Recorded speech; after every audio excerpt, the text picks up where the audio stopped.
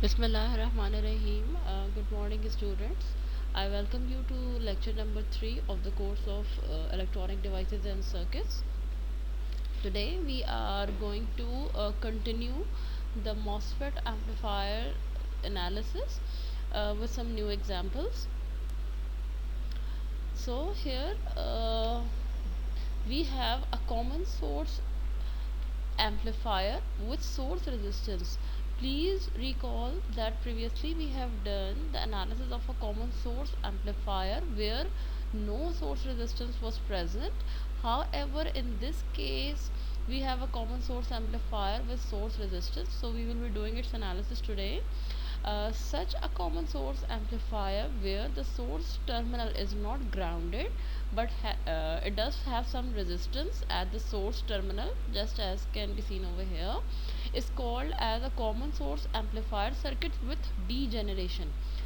The word degeneration is specifically added in this title circuit's title because of some specific reason that I will be explaining after completing the derivation, क्योंकि it's somehow related to the derivation. ठीक है? अच्छा. So here we can very clearly see in this circuit we have to perform the AC analysis since there is no parametric value available. कोई भी parameters given नहीं है. Therefore, we will not be performing the DC analysis but will be jumping directly to the AC analysis of the circuit. So first of all, what I have done, I have modified this circuit for the small signal or the AC analysis. For example, I have short circuited this capacitor as for the AC analysis or the small signal analysis. This capacitor will be serving as a short circuit, right? This is short circuited now. Now you see, look at this part. During the signal or the AC analysis, this current source will be opened. This is a DC current source. At the same time, not only this DC current source will be opened, but this capacitor will be short. So what will happen? The resistor RS the resistor RS will no more be connected to this supply क्योंकि ज़ाहिर है it would have become open circuited. In fact, there will be a ground under the RS resistor terminal. तो यही चीज़ यहाँ पे आपको बनाई हुई नज़र आ रही है कि RS के नीचे there is a ground terminal connected. Now the resistor RD is present but this VDD has been short circuited and now a ground is available at its place. This capacitor CC2 has been short circuited, ये यहाँ short circuit हो गया और ये RL register यहाँ पे मौजूद है. So this is the circuit for the AC analysis actually and we will be drawing the small signal model for this circuit by looking at this circuit. Now let us draw it. I have for referring purpose I have simply redrawn the previous circuit over here again. अच्छा, इसमें करा क्या है? What I have done, सबसे पहले तो आई have drawn the basic amplifier model. ये hybrid pi model का मैंने ये सेंटर वाला हिस्सा जो है वो बना लिया जिसमें VGS नज़र आ रहा है, ये टर्मिनल नज़र आ रहा है, GM VGS एक सोर्स नज़र आ रही है. At the source terminal I have a resistance RS connected to ground. Source terminal पे RS है which is connected to ground. At the gate terminal we have these two resistances and this V signal source, ये दोनों यहाँ पे लगी हुई हैं. this was the actually the gate terminal. यहाँ R signal RG1 लगा हुआ है, V signal ये रहा. ड्रेन टर्मिनल पे आपके पास यहाँ RD लगा हुआ है, RD का दूसरा टर्मिनल ये ग्राउंड है और इसी ड्रेन टर्मिनल पे एक RL रेजिस्टेंस लगी है और RL का दूसरा टर्मिनल ग्राउंड है. तो ये रहा वो ड्रेन टर्मिनल, RD का दूसरा टर्मिनल ग्राउंड, RL का दूसरा टर्मिनल ग्राउंड. प्लीज़ नोट के RD and RL are connected at the same drain terminal और दोनों का दूसरा टर्मिनल ग्राउंड पे है. So in effect they are in parallel with each other. जो ड्रेन टर्मिनल है that drain terminal is the AC voltage present on the drain terminal is actually serving as our output voltage. तो जहाँ RD और RL एक दूसरे से connected है वही हमारा V0 टर्मिनल है which is this terminal over here. ये V0 यहाँ पे आ गया. Okay, so this completes our AC model or the small signal model. It is clearly given that for Rn we have to look at this terminal. For R out we have to see inside this terminal excluding RL. R out के लिए हमें RL को नहीं लेना. अच्छा, similarly it is also very clear कि are in के लिए हमें वी सिग्नल और आर सिग्नल की रेजिस्टेंसेस को कंसिडर नहीं करना है, इसको एक्सक्लूड करते हुए सारा काम करना है. तो यहाँ पे भी मैंने ऐसे ही इसको मार्क कर दिया. Now one thing is worth learning that if I am looking at this terminal, तो आर इन को फाइंड करने का तरीका क्या होगा. प्लीज़ नोट कि आर एन फाइंड करने के लिए जिस टर्मिनल को पॉइंट किया गया है उस टर्मिनल से नियरेस्ट ग्राउंड तक चलना होता है. अब क्या है, मैं यहाँ आगे कहीं नहीं जा सकती. क्यों नहीं जा सकती? Because this is an open circuit over here. This part will definitely not be included.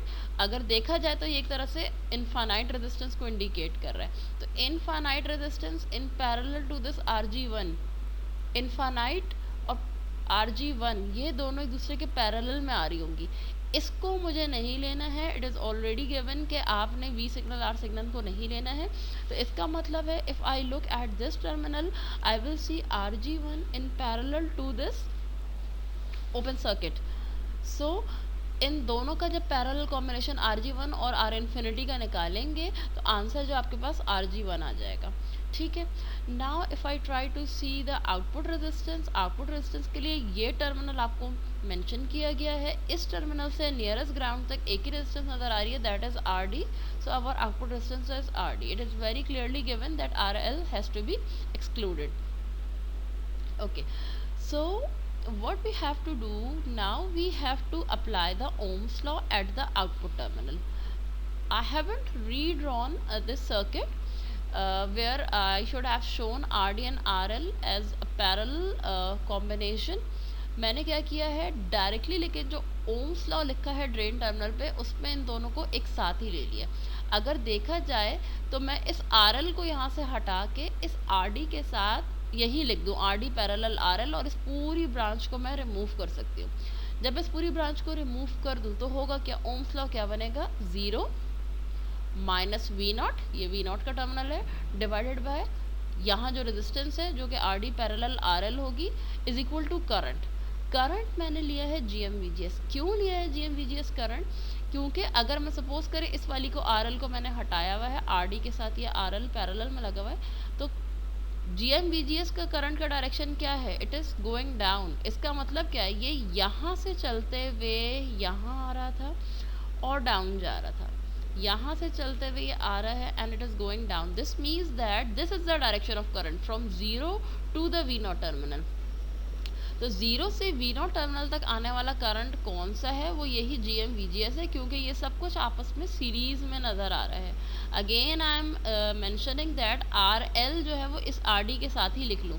तो ओम्स लॉ क्या बन गया, 0 minus V0 over RD parallel RL is equal to GM/VGS.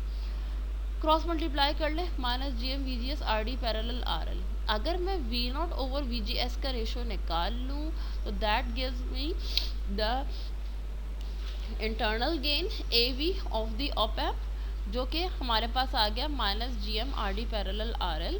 हमें टोटल गेन फाइंड करना होता है, ये सिर्फ AV गेन फाइंड नहीं करना, हमें हमेशा टोटल गेन फाइंड करना होता है where the output voltage should be V0 and it should be the ratio with V signal. यानी हमें V0 ओवर V सिग्नल का रेशो फाइंड करना होता है for finding the total gain. That is what we will be doing.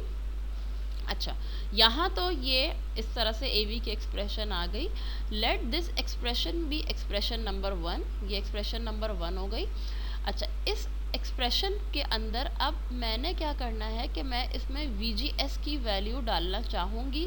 कैसे डालना चाहूँगी, in form of V signal डालना चाहूँगी, ताकि किसी तरह से इस साइड पे V सिग्नल का टर्म बन जाए. जब V सिग्नल का टर्म बनेगा तो मैं उसको क्रॉस मल्टीप्लाई करके V0 के नीचे ले आऊँगी, तो जो रिमेनिंग राइट हैंड साइड पे चीज़ बनेगी वो मेरे पास इसका गेन होगा.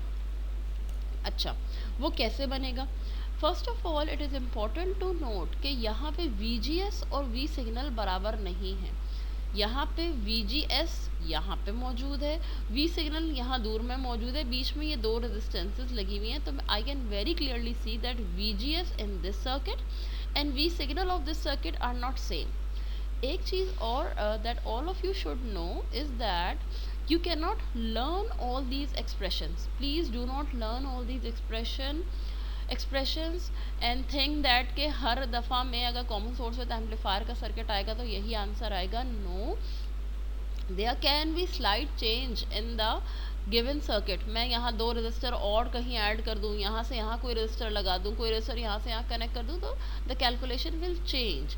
ठीक है, इसी वजह से मैं ये कह रही हूँ कि आपको प्रोसीजर पता होना चाहिए. बहरहाल एक चीज़ जो हमें पता चली वो ये कि VGS इस सर्किट का और V सिग्नल बराबर नहीं है. हमें VGS को V सिग्नल की फॉर्म में कैलकुलेट करना होगा.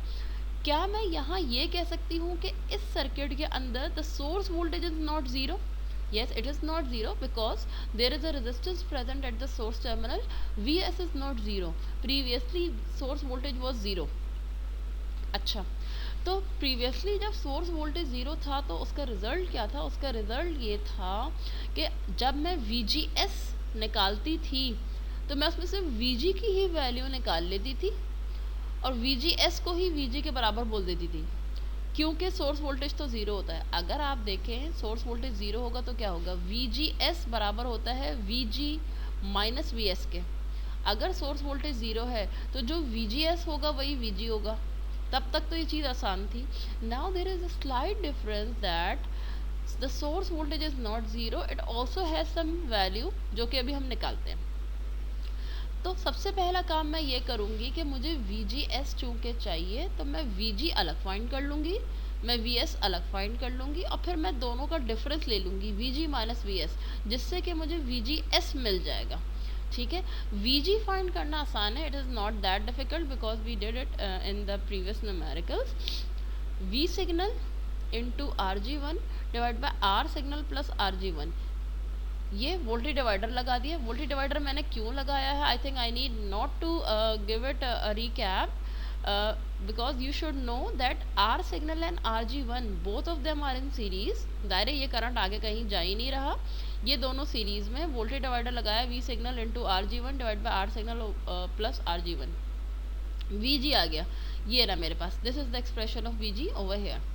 यहाँ सोर्स का वोल्टेज ज़ीरो नज़र नहीं आ रहा, लेकिन सोर्स का चूँकि if it is a voltage it will be the product of a current and a resistor. I into R का प्रोडक्ट होगा.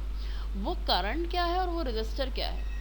अगर if I try to inspect this part of the circuit, can I see that the current flowing through this RS will be GM-VGS, क्योंकि यही current तो ultimately flow होते हुए यहाँ जा रहा होगा, GM-VGS करंट.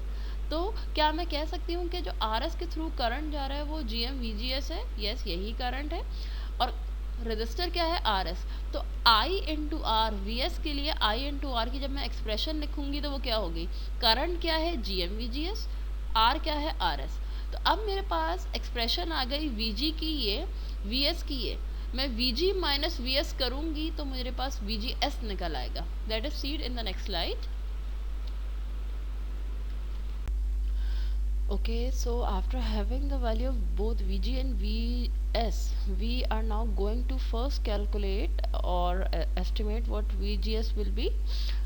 मैंने VG की भी वैल्यू पुट कर दी, VS की भी वैल्यू पुट कर दी. मुझे बेसिकली VGS निकालना है. तो देखिए यहाँ पे VGS का टर्म आ रहा है, यहाँ पे VGS का टर्म आ रहा है. We will be collecting all the VGS term on one side which will be the left hand side. मैंने ये VGS वाले टर्म्स को एक जगह कर दिया, ये एज इट इज़ यहीं रहा. VGS को कॉमन निकाल लें, यहाँ पे 1 प्लस GM-RS रह जाएगा और ये V सिग्नल RG ये अपना एज इट इज़ रहेगा. ये वाला जो फैक्टर है ज़ाहिर है चूँकि मुझे VGS चाहिए तो मैं आगे जाके ये इस साइड पे क्रॉस मल्टीप्लाई करके डिनोमिनेटर में ले आऊँगी. तो मेरे पास VGS की बेसिकली एंड में ये इक्वेशन बन रही है. Now going back to equation number 1, मेरे पास V0 की एक्सप्रेशन थी जिसके अंदर जो V0 की एक्सप्रेशन थी VGS की फॉर्म में थी और उसमें GM-RD पैरेलल RL जो था वो इसके अलावा था, VGS के अलावा था.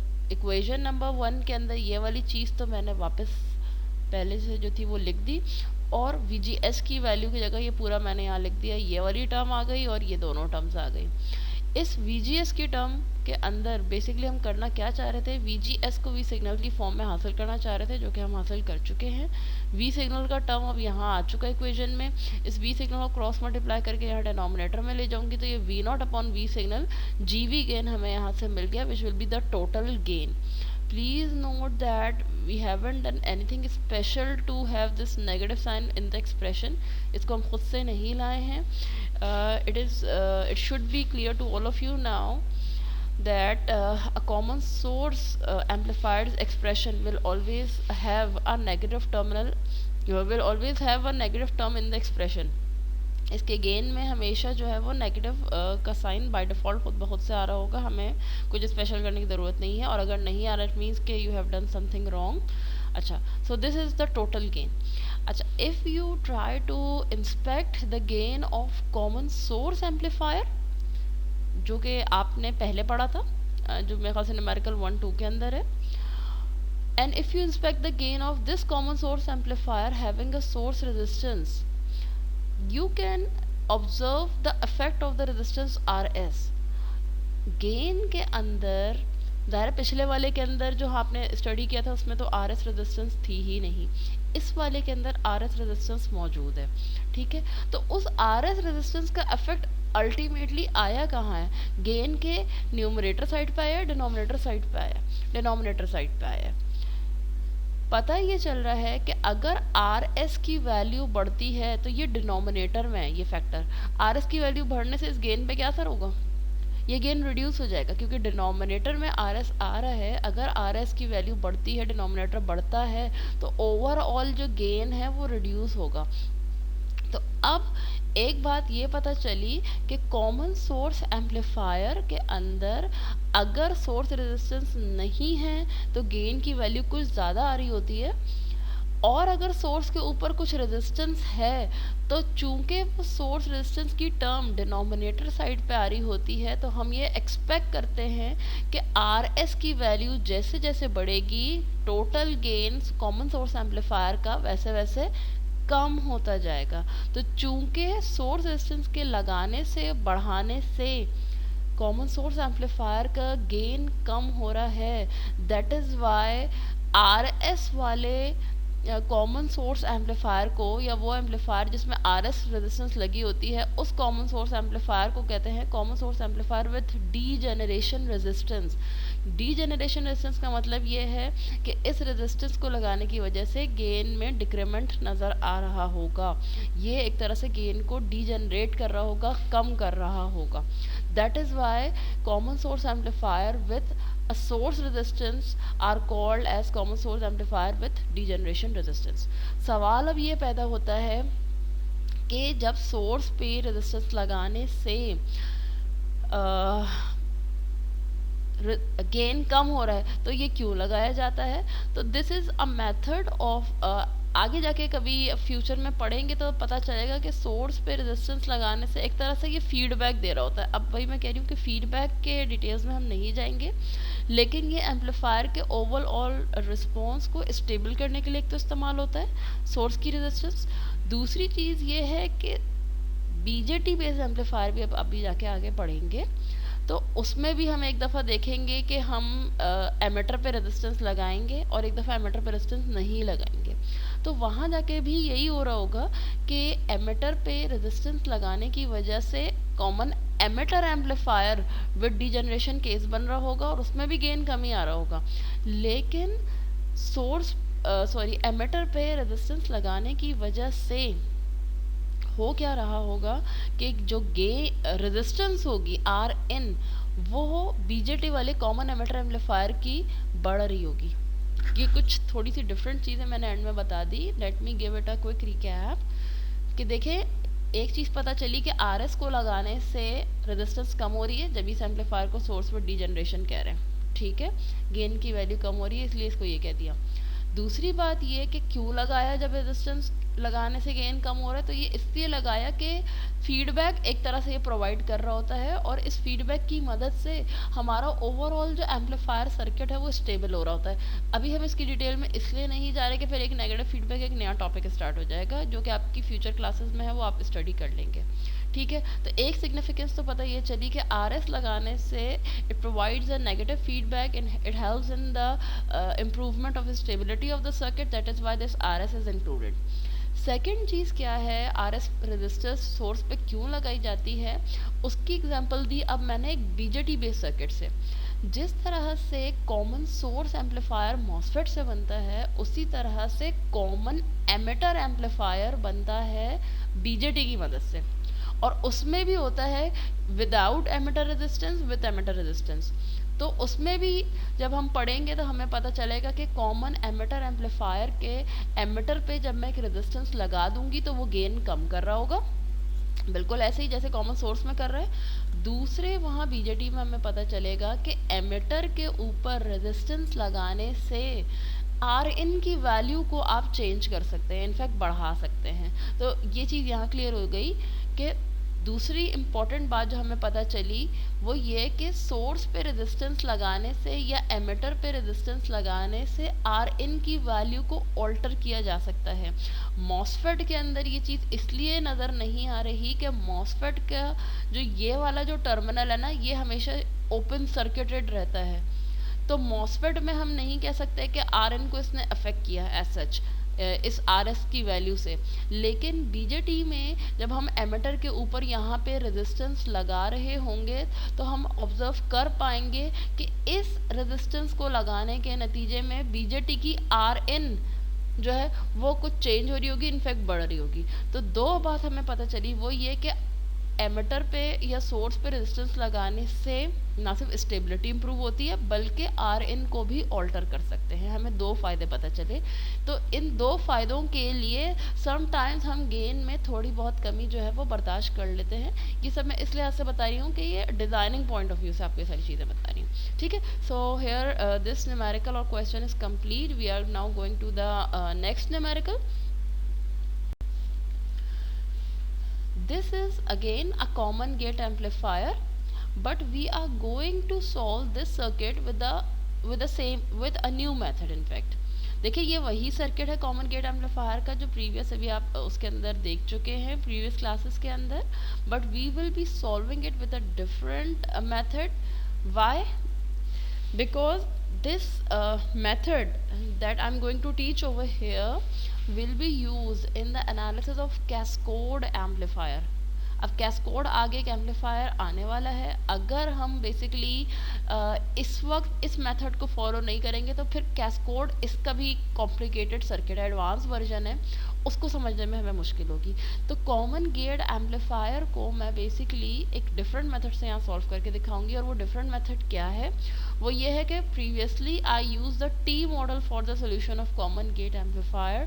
Now I am going to use the hybrid pi model for the solution of common gate amplifier. This is because I told you in previous classes that both the hybrid and the T model are actually equivalent models. The difference is only in their representation. इनकी representation में तो difference है.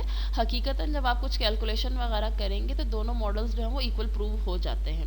ठीक है, so if I am going to solve this common gate amplifier with the help of hybrid pi model, now it will be giving me the same result as I was getting with the T model. Okay, so now let us start. This is again a circuit having no parametric values given, so we will be going directly to the small signal analysis. And first of all, what I have done, I have tried to convert this circuit for the AC signal or the small signal analysis. What I have done, I have open circuited this current source. क्योंकि मैं AC या small signal analysis करने वाली हूँ, मैंने इस current source को open किया, ये यहाँ से गायब हो गई.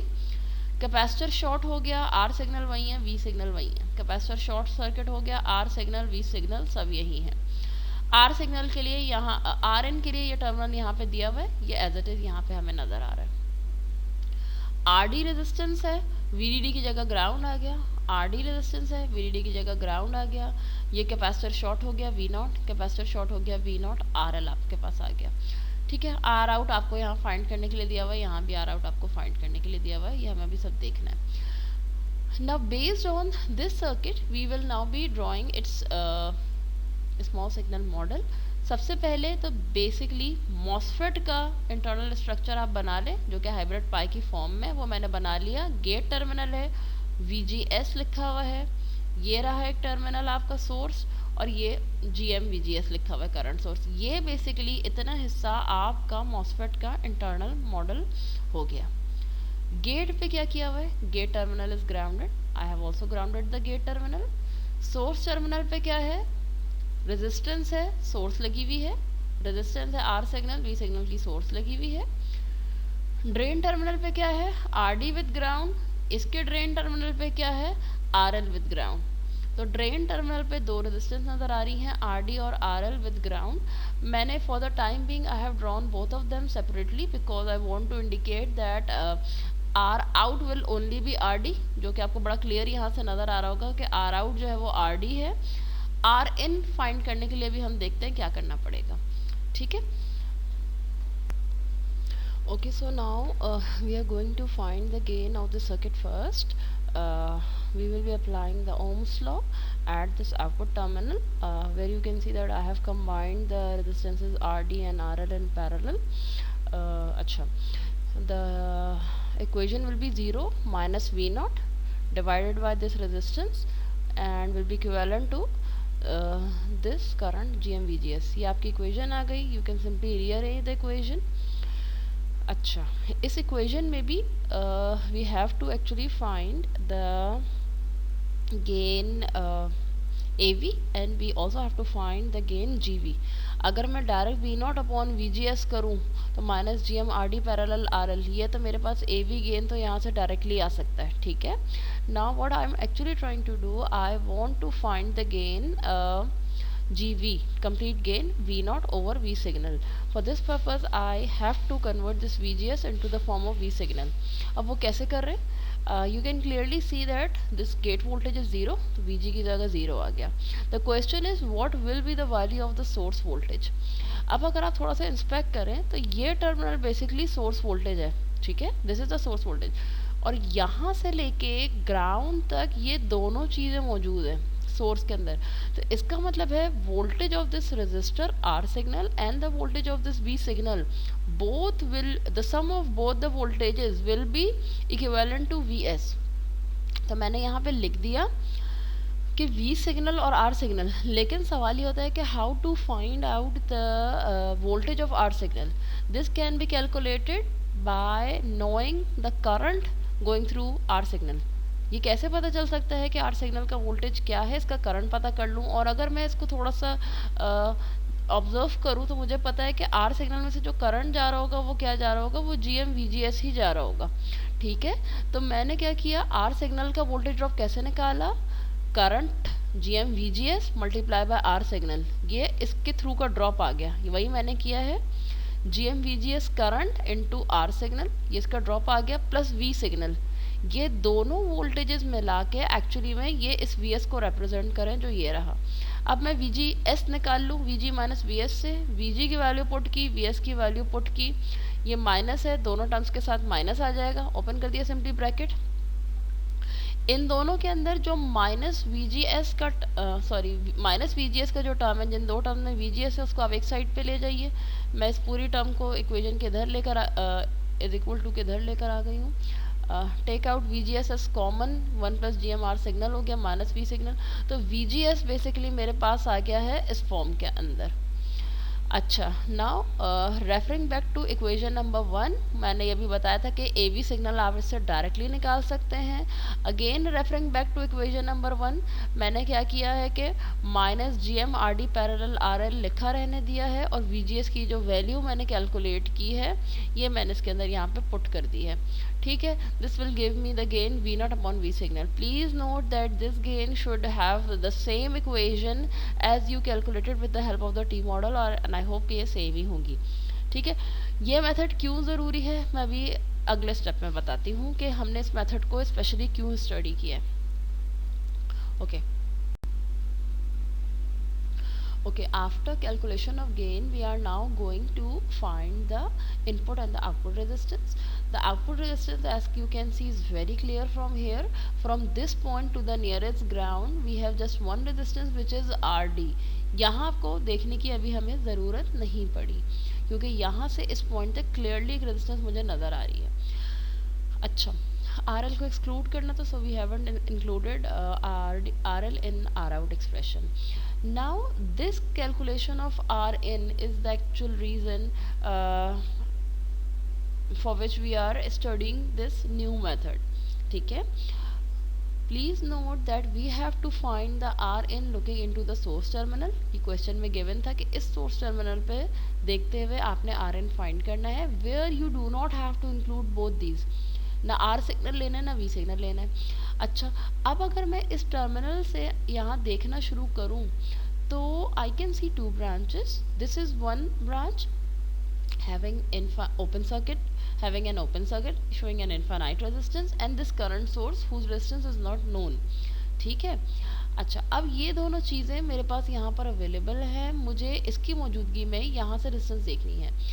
In any case, when we are not sure about the value of resistance at any terminal, the method is that we apply a test voltage source at the terminal. क्योंकि if I try to observe the resistance at this terminal, तो मुझे यहाँ तो ये infinite नज़र आ रहा है और ये करंट सोर्स नज़र आ रही है, मुझे नहीं डायरेक्टली कोई रेजिस्टेंस नज़र आ रही. So I will be applying a test voltage source, जो कि मैंने यहाँ अप्लाई कर दी है. It has a name Vx and its current is Ix. मुझे करना क्या होगा, somehow by applying KVL, KCL, जो भी अपने सर्किट टेक्निक्स हैं वो लगा के I will be trying to find the ratio Vx over Ix. वो Vx ओवर Ix जो रेजिस्टेंस बन रही होगी वो बेसिकली इस टर्मिनल से नज़र आने वाली रेजिस्टेंस होगी. ठीक है. नाउ मैंने ये सप्लाई अप्लाई की. अच्छा, in book I think the source has been given the name VT and its current is called IT. मैंने यहाँ Vx over Ix यूज़ किया क्योंकि VT sometimes matches with the threshold voltage of MOSFET, तो मैंने VT का symbol use नहीं किया. ठीक है. Vx Ix मैंने यूज़ कर लिया. Now you see, let us try to find the value of this VGS first. ठीक है. VGS किसके बराबर होता है, VG माइनस VS के बराबर होता है. गेट वोल्टेज को चेक करूं तो gate voltage is 0. Okay fine, VG की जगह 0 रखा. सोर्स वोल्टेज क्या है, this is actually the source voltage, ये पॉइंट सोर्स वोल्टेज है ना.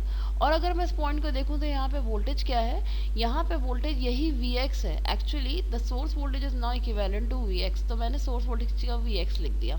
तो मुझे VGS की वैल्यू पता चल रही है, वो माइनस Vx है.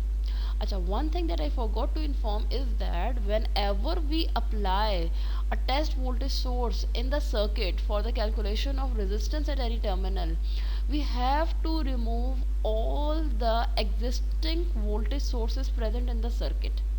यानी जब मैं टेस्ट वोल्टेज सोर्स यहाँ पे लगा रही हूँ तो सर्किट में जो भी एग्जिस्टिंग वोल्टेज सोर्सेज नज़र आ रही हैं मुझे इसको रिमूव करना होगा, यानी मुझे उनको शॉर्ट सर्किट करके हटाना होगा.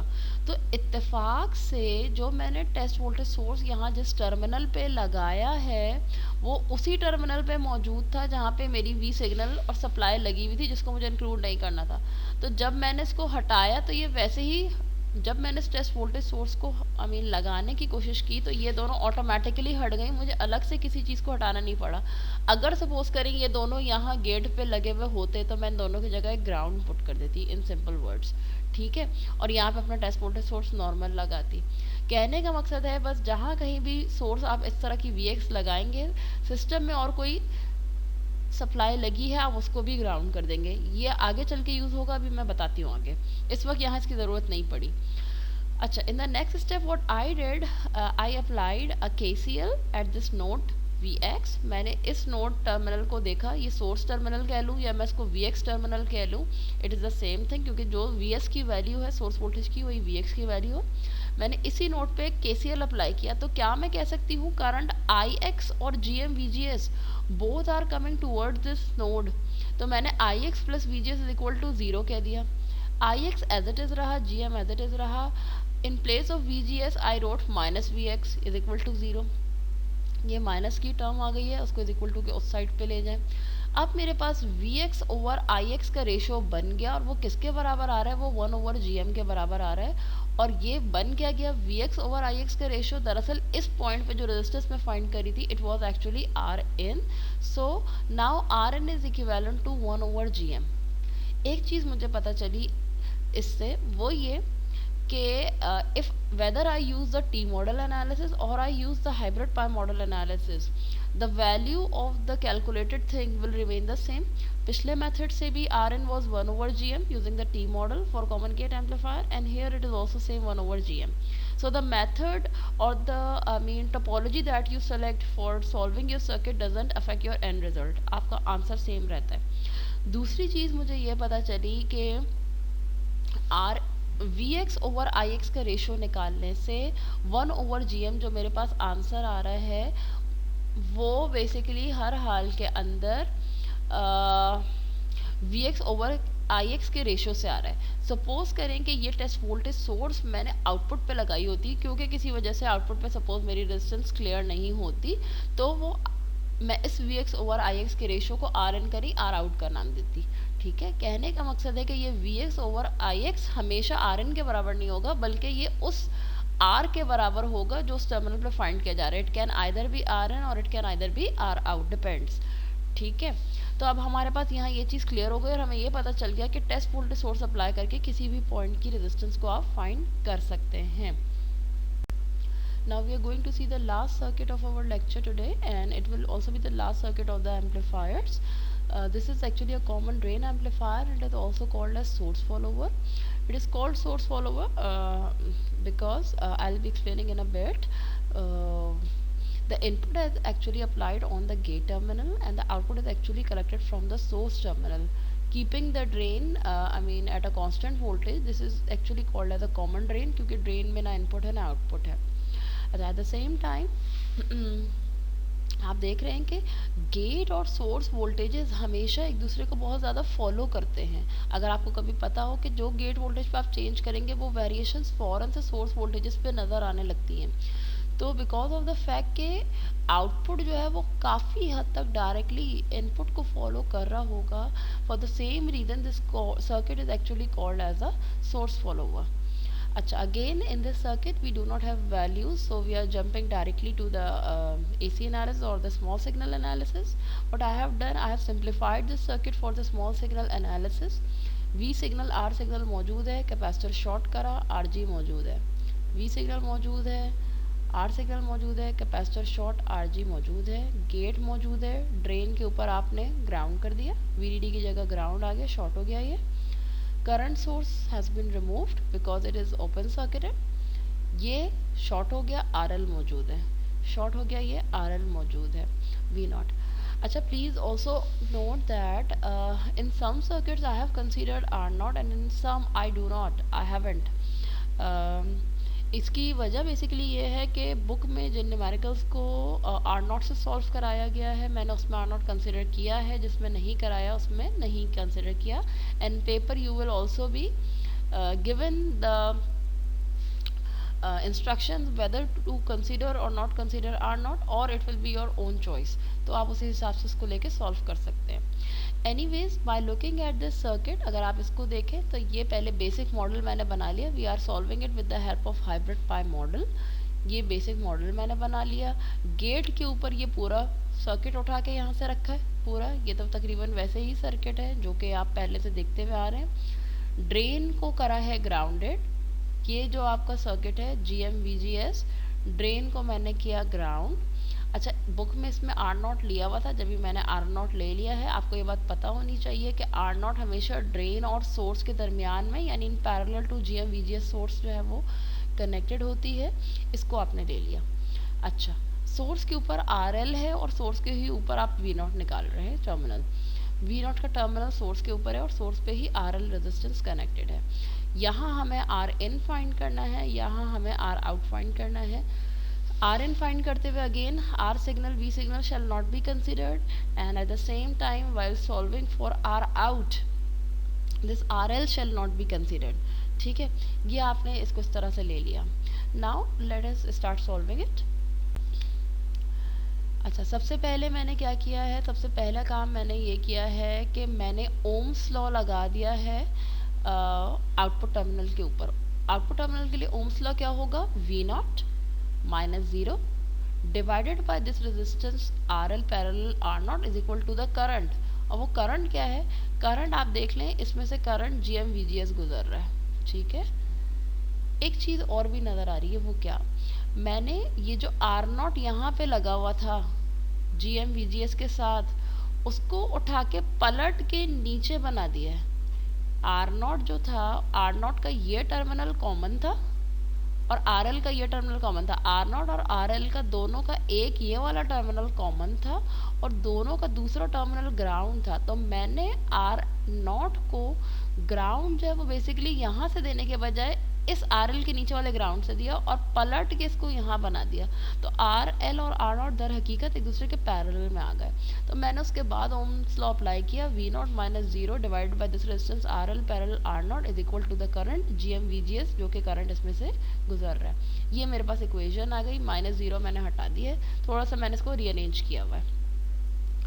Vg आप यहाँ से फाइंड कर सकते हैं, वो कैसे फाइंड करेंगे, Vg और Vs अब हमें बेसिकली इसमें फाइंड करना है। अच्छा, अगर मैं directly V naught over V G S का रेशो निकाल लूँ और G M R naught parallel R L लग दूँ, तो मेरे पास ये that will give me the gain A V. वो मैंने यहाँ फाइंड नहीं किया, but you can solve it for your on your own. यहाँ से आप ए वी बड़ा आराम से निकाल सकते हैं, इससे V naught over V G S का रेशो होगा। अच्छा, now we are going to put in the value of VGS in terms of the input signal V signal। Vg मैं फाइंड करूँ, Vg वोल्टेज डिवाइडर से निकलेगा, V signal into R G divide by R signal plus R G. ये मैंने निकाल के value रख ली वोल्टेज डिवाइडर के थ्रू। ये वोल्टेज डिवाइडर कैसे लग रहा है मैं इसकी डिटेल में नहीं जाऊँगी, ये सेम चीज़ बहुत दफ़ा डिस्कस हो चुकी है। सोर्स वोल्टेज क्या है, वी नॉट, असल में अगर आप देखा जाए तो जहाँ पे वी नॉट है यही सोर्स वोल्टेज भी तो है। this terminal is actually your source voltage।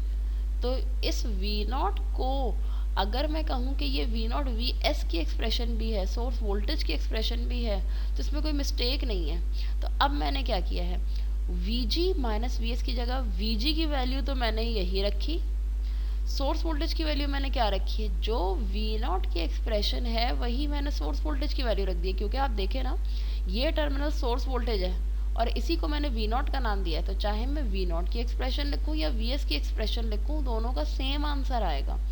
तो जो V0 की एक्सप्रेशन थी वही मैंने Vs की जगह भी लिख दिया है। ये जो Vs है वो बेसिकली यहाँ से लिखा है G M V G S R L parallel R naught. इस टर्म में VGS है, इस टर्म में VGS है। I will shift this term on this side, मैं इसको यहाँ शिफ्ट कर रही हूँ, मैंने इसको शिफ्ट किया और VGS को कॉमन भी साथ साथ में निकाल लिया। VGS कॉमन आ गया, इस साइड पे V सिग्नल मौजूद है, ये पूरा फैक्टर इसके डिनोमिनेटर में चला जाएगा अगली साइड के ऊपर। ये मेरे पास VGS की एक्सप्रेशन आ गई। This is my equation number 1। Equation number 1 के अंदर जब मैंने ये VGS पुट किया तो GM R naught parallel RL वहीं रहा, ये दिस इज़ हेयर, और बाकी जो रिमेनिंग वैल्यूज़ हैं VGS की वो सिंपली मैंने यहाँ ला के यहाँ पे पुट कर दिए। ये आपको वैल्यूज़ नज़र आ रही हैं, ठीक है। Now I can easily find the ratio V naught upon V signal. इससे वी सिग्नल को मैं यहाँ क्रॉस मल्टीप्लाई करके डिनोमिनेटर में ले आई, V naught upon V signal बचा। जो कुछ रिमेनिंग आपके पास लेफ्ट साइड पे बचा है that is actually your total complete gain of the common drain amplifier. यहाँ इस एक्सप्रेशन में कोई गलती नहीं है। I have just added few more steps so that I can get a similar answer as is given in the book, ठीक है। मैंने क्या किया, इस डिनोमिनेटर के अंदर से अगले स्टेप में GM को कॉमन निकाला। कैसे कॉमन निकाला, ऊपर वाली पूरी टर्म एज इट इज़ लिख के रहने दी, कोई चेंज नहीं किया। RG plus R signal as it is लिखा हुआ है। इस वाले के अंदर से जब मैंने when I talk GM as common, तो 1 के साथ GM अपॉन में आ गया क्योंकि यहाँ GM नहीं था, और इसका GM निकल के बाहर आ गया, GM कॉमन निकल आया। अब क्या होगा, इस GM से ये वाला GM कैंसिल हो गया, जो कुछ भी रिमेनिंग बचा बुक में ये आंसर दिया हुआ है, R naught parallel R L into R G, ये this is the answer given in the book. अच्छा, एक चीज़ अब मैं यहाँ पे एनालिसिस ख़त्म हो रही है तो ये डिस्कस कर दूँ कि कॉमन गेन एम्पलीफायर का जब भी आप गेन फाइंड करेंगे तो कॉमन गेट एम्पलीफायर का गेन कॉमन ड्रेन एम्पलीफायर का गेन, जब भी आप इसमें सारी वैल्यूज पुट करके कैलकुलेशन करेंगे, ये गेन तकरीबन 1 ही आ रहा होगा। तो पता ये चल रहा है। Okay, so whenever we calculate the value of gain for the common drain amplifier, it will always come as 1. इसको हम मज़ीद देखते हैं नेक्स्ट क्लास में। Okay, now we are going to find the Rn for the circuit, and I think it is very easy to see that if you look at this terminal, तो आपको बहुत clearly नज़र आ जाएगा कि Rn जो इस circuit का Rg है, that I've already written over here. To find R out, we have to look into the output terminal. Output terminal पे हमें देखना है कि R out क्या है।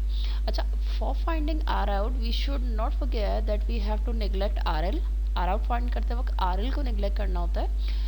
इस वक्त for the sake of simplicity मैंने क्या किया था, I plotted R naught in parallel with RL। मैंने यहाँ इसको साथ में बना दिया था, लेकिन जब मैं रेजिस्टेंस फाइंड करूँगी R out, तो मुझे RL को एक्सक्लूड करना है, R नॉट को नहीं करना है। जब भी अगले स्टेप पे R आउट फाइंड करते वक्त मैंने R नॉट को वापस से उसकी जगह पे बना दिया, ठीक है, वापस बना दिया।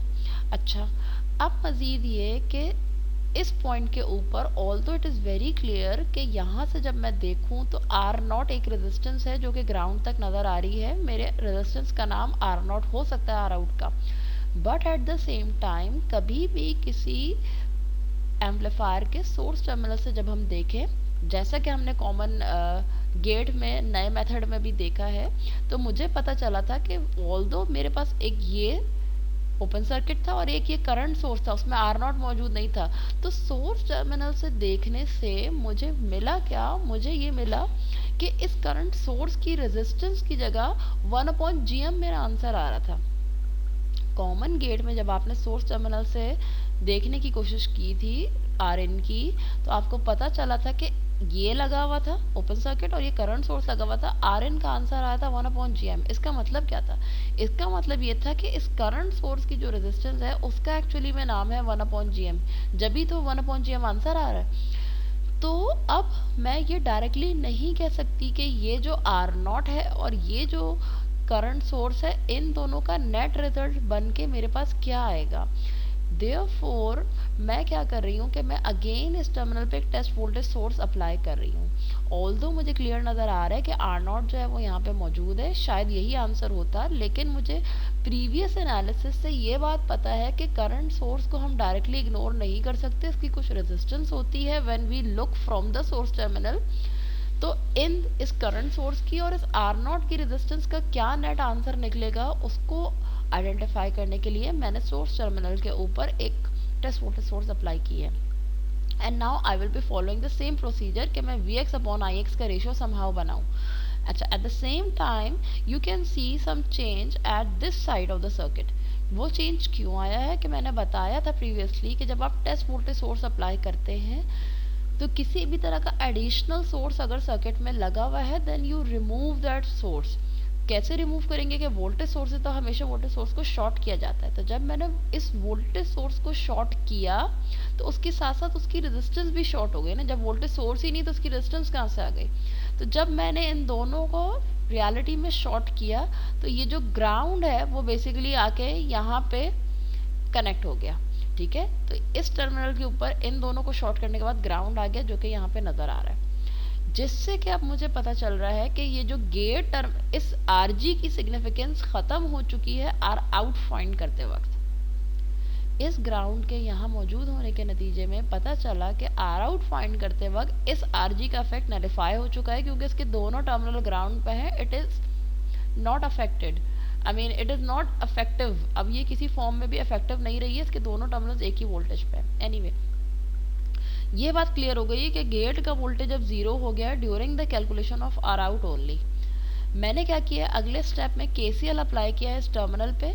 GM VGS एक करंट आ रहा है, IX एक करंट आ रहा है, ये दो करंट तो टूवर्ड द नोड आ रहे हैं। तीसरा वो करंट होगा जो R नॉट के थ्रू फ्लो होता हुआ इस टर्मिनल पे आ रहा होगा। मैंने इस करंट को नाम दे दिया है IR नॉट का, वो ये रहा, ठीक है। इसकी डायरेक्शन यहाँ नजर आ रही है। जिसमें से VGS क्या चीज़ है, मैंने बताया गेट का वोल्टेज 0 हो चुका है। सोर्स का वोल्टेज क्या है, सोर्स का वोल्टेज वही वोल्टेज है जो ये Vx है, क्योंकि ये सोर्स टर्मिनल है, यही Vx टर्मिनल है। सोर्स का वोल्टेज है VGX। I R not current क्या है, ये करंट आई आर नॉट जिससे गुजर रहा है वो क्या है, मैं इस पे ओम्स लॉ लगाती हूँ। आर नॉट का एक टर्मिनल 0 वोल्टेज पे है, आर नॉट का दूसरा टर्मिनल Vx पे है, तो इस पे ओम्स लॉ लगा के इसकी इक्वेशन क्या बनी, 0 minus Vx divided by R naught. ये इसका करंट हो गया जिसको मैंने कहा आई आर नॉट। ये मैंने ओम्स लॉ लगा दिया है आर नॉट के गिर्द, क्योंकि आर नॉट का एक टर्मिनल 0 पे है, आर नॉट का दूसरा टर्मिनल किस वोल्टेज पे है, वोल्टेज Vx पे है, तो मैंने ओम्स लॉ लगा दिया। Putting the value of VGS, Vs and I R not in this equation, मैंने इसमें पुट किया, Ix लिखा, Gm लिखा, VGS की जगह Vg minus Vs 0 minus Vx लिखा, आई आर नॉट की जगह 0 minus Vx upon R naught लिखा। इसमें दो के अंदर Vx की टर्म आ रही हैं, दोनों को उस साइड पे लेके चले गए, Vx की टर्म्स पॉजिटिव हो गई। टेक Vx एज कॉमन, मेरे पास Gm और 1 अपॉन आर नॉट बच गया। Vx ओवर Ix का रेशो मैंने बना लिया, तो मेरे पास Vx upon Ix 1 over 1 upon this factor बन रहा है। तो चूंकि ये Vx ओवर Ix का रेशो आर आउट के टर्मिनल पे था, मैंने इस रेशो को किसके बराबर नाम दे दिया, मैंने इसका नाम कहा ये आर आउट है। Vx ओवर Ix इस टर्मिनल पे आर इन नहीं है, ये आर आउट है। मैंने थोड़ा सा इस Gm को रीराइट किया है, मैंने इसको 1 ओवर Gm लिख दिया है। अगर इसको सॉल्व करूं तो ये Gm ही बन के आ रहा होगा, ये बात तो समझ में आ रही है, 1 अपॉन आर नॉट।